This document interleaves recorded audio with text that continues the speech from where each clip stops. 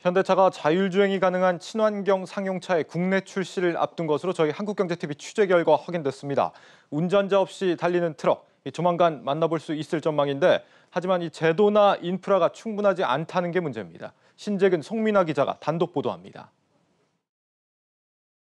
운전대가 알아서 움직이는 트럭이 도로 위를 달립니다. 앞쪽으로 장애물이 나타나자 이를 감지한 트럭은 자연스럽게 차선을 바꿉니다.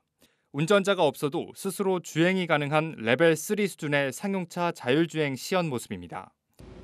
네, 저는 지금 자율주행 트럭을 타고 일반 도로 위를 달리고 있습니다. 버튼 한 번만 눌렀을 뿐인데 차가 자동으로 주행하고 있습니다. 앞으로는 운전자 없이도 스스로 주행할 수 있는 트럭을 볼 수 있을 전망입니다.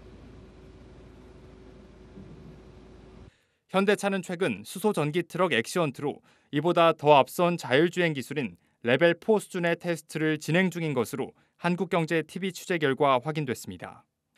레벨 4 단계의 가장 큰 특징은 돌발 상황 발생 시 차량이 스스로 갓길 정차를 유도하는 것과 같은 안전 조치가 가능하다는 점입니다. 자율주행 테스트 기관의 한 관계자는 최근 엑시언트 수소 전기 트럭이 전자파 적합성을 알아보기 위해 시설에 입고됐다고 밝혔습니다. 전자파 적합성은 자율주행 차량이 전자파 간섭으로부터 얼마나 견딜 수 있는지를 확인하는 과정입니다. 수소트럭 엑시언트는 상용차로는 이례적으로 스위스에 170여 대를 수출하며 국내보다 해외에서 먼저 이름을 알린 모델입니다. 현대차는 내년 국내 시장에 엑시언트를 출시할 예정으로 최소 레벨 3 이상 자율주행 기능을 탑재할 것으로 보입니다. 국내에 적합한 차량의 형태로 지금 현재 개발 중에 있으며 내년에 선보이는 것을 목표로 준비하고 있습니다. 화물의 안전한 운송이나 연료 효율성을 높일 수 있다는 이점을 앞세워 현대차뿐만 아니라 만이나 볼보 트럭과 같은 해외 브랜드들도 자율주행 기술을 적극 도입하는 추세입니다. 특히 이번 테스트에서는 자율주행 외에도 대형 수소 트럭이 나란히 열을 맞춰 주행하는 군집 주행도 가능한지 중점적으로 살펴볼 예정입니다. 앞서 보신 것처럼 자율주행 트럭이 나오게 되면 과연 장밋빛 전망만 있는 걸까요?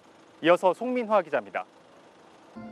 정부는 지난 2018년 7월 서여주 IC에서 여주 분기점까지 8km 구간을 자율 군집주행 시험이 가능한 구간으로 허가했습니다. 상용차는 주로 정해진 경로에서 화물을 운송하는 역할을 하기 때문에 일정 구간을 안정적으로 반복 주행하는 시험이 필요합니다. 자율주행 전용 도로라든지 전용 라인에서 자율주행차만 운전하게 되면 사고의 가능성을 가장 줄일 수가 있고요. 군지 운행이라는 것 자체가 트레일러라든지 이런 것들이 여러 대가 붙어서 움직이는 부분들이기 때문에 물류 분야에서 가장 먼저 적용이 되고, 지자체들은 대규모 자율주행 테스트 부지를 제공하기로 했습니다. 컨테이너 화물 운송 수요가 많은 전라북도는 국비 200억 원을 지원받아 대규모 상용차 자율주행 시험장을 구축하고 있습니다. 왕복 22km 거리로 올해 안에 완공되면 국내에서 가장 긴 코스가 될 전망입니다.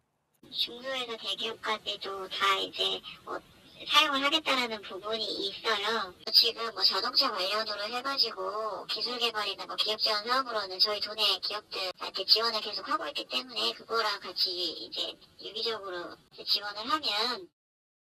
다만 수소 충전 인프라의 부품 국산화율이 절반 수준에 미치는 점은 개선이 시급합니다. 또 군사 지역과 같이 정보 공개가 제한된 지역이 많아 자율주행에 최적화된 동선을 표시하는 것도 제약 사항이 따릅니다. 전문가들은 무엇보다 선진국에 비해 규제 일변도로 대응하는 정부의 안일한 정책을 지적하면서 정부와 민관이 유기적으로 협력해 자율주행 관련법을 마련할 필요가 있다고 조언합니다.